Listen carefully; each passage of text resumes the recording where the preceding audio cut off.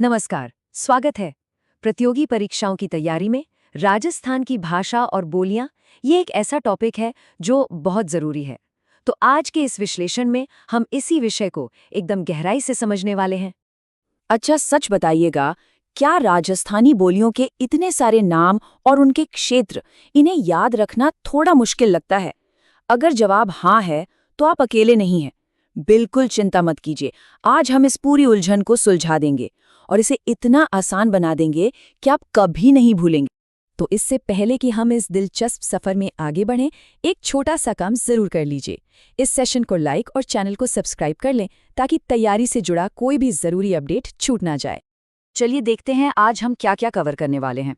सबसे पहले एक छोटा सा परिचय कि ये टॉपिक ज़रूरी क्यों है। फिर हम बात करेंगे मारवाड़ी की, जो राजस्थान की स्टैंडर्ड बोली है। उसके बाद प्रमुख पश्चिमी बोलियां और उनके क्षेत्र कौन से हैं। फिर आएंगे परीक्षा के लिए कुछ खास फैक्ट्स और आखिर में डिंगल पिंगल का जो कंफ्यूजन रहता है ना, उसे भी क्लियर करेंगे। तो तैयार हैं? चलिए शुरू करते हैं। तो सबसे पहला सवाल यही उठता है कि आखिर राजस्थानी बोलियों को समझना इतना ज़रूरी क्यों है। ये सेक्शन इसी सवाल का जवाब है और ये बताएगा कि ये टॉपिक प्रतियोगी परीक्षाओं में अच्छे नंबर स्कोर करने में कैसे मदद कर सकता है। ठीक है, अब आते हैं मुद्दे पर। बात करते हैं राजस्थानी बोलियों की नींव की, मतलब उसकी जड़ की, और वो है मारवाड़ी। ये न सिर्फ राजस्थान की मानक बोली है, बल्कि सबसे प्रमुख भी। तो मारवाड़ी आखिर है क्या? देखिए, ये राजस्थान की सबसे ज़रूरी और सबसे बड़े एरिया में बोली जाने वाली बोली है। और हाँ, ये पॉइंट नोट कर लीजिए, इसका उद्भव गुर्जर अपभ्रंश से हुआ है।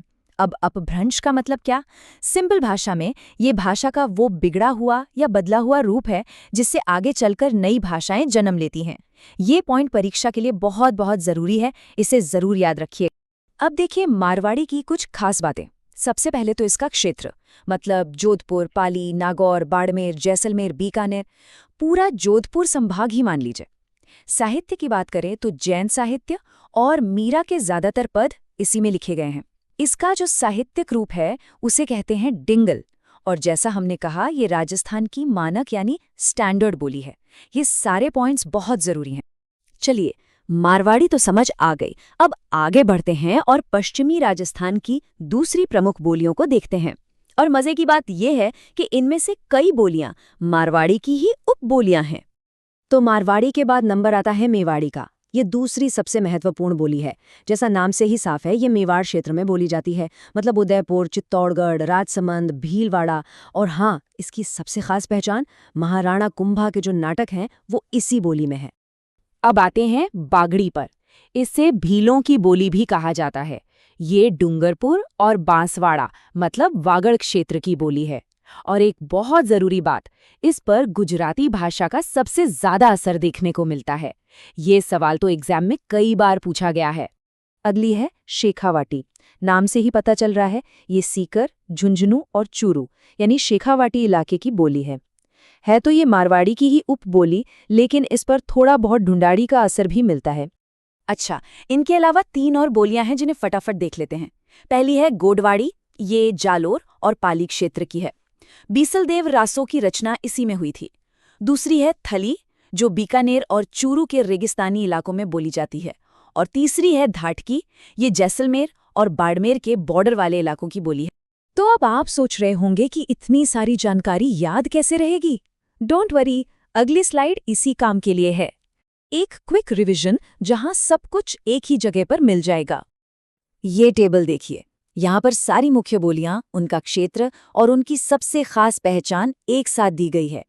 जैसे मारवाड़ी, जोधपुर संभाग, मेवाड़ी, मेवाड़, बागड़ी, डूंगरपुर, बांसवाड़ा। परीक्षा से ठीक पहले रिवीजन के लिए ये बेस्ट है। चाहें तो इसका एक स्क्रीनशॉट भी ले सकते हैं। अब एक ऐसे टॉपिक पर आते हैं जिसमें अक्सर कंफ्यूजन होता है, डिंगल और पिंगल, इन दोनों में आखिर फर्क क्या है? चलिए, आज इस कंफ्यूजन को हमेशा के लिए दूर करते हैं। सिंपल है, डिंगल जो है वो पश्चिमी राजस्थान का साहित्यिक रूप है और इसका बेस क्या है? मारवाड़ी। वहीं दूसरी तरफ पिंगल पूर्वी राजस्थान का साहित्यिक रूप है और इस पर ब्रज भाषा का असर है। बस इतना ही, ये फर्क जानना बहुत जरूरी है। और मारवाड़ी की प्राचीनता की बात करें तो एक बहुत ही इंटरेस्टिंग फैक्ट है। 8वीं सदी का एक ग्रंथ है कुवलय माला, जिसे उद्योतन सूरी ने लिखा था। पता है, इसमें 18 देशी भाषाओं के साथ मरु भाषा का भी जिक्र मिलता है। और ये मरु भाषा कुछ और नहीं बल्कि आज की मारवाड़ी का ही पुराना रूप है। तो चलिए एक बार फटाफट से सारी जरूरी बातें दोहरा लेते हैं। मारवाड़ी राजस्थान की मानक बोली है। इसका उद्भव गुज्जर अपभ्रंश से हुआ। डिंगल जो है वो मारवाड़ी का ही साहित्यिक रूप है। बागड़ी बोली पर गुजराती का गहरा प्रभाव है और कुवलय माला ग्रंथ में मारवाड़ी का प्राचीन रूप मरु भाषा मिलता है। ये की पॉइंट्स परीक्षा में बहुत काम आने वाले हैं। तो ये था हमारा आज का विश्लेषण। बहुत बहुत शुक्रिया इसे देखने के लिए। उम्मीद है कि अब राजस्थान की बोलियों का ये टॉपिक एकदम क्लियर हो गया होगा। जाने से पहले इसे लाइक और शेयर जरूर करें और हाँ, चैनल को सब्सक्राइब करना तो बिल्कुल मत भूलिएगा। कमेंट्स में ये भी बताइए कि अगला विश्लेषण किस टॉपिक पर चाहते हैं। आपकी तैयारी के लिए ढेर सारी शुभकामनाएं।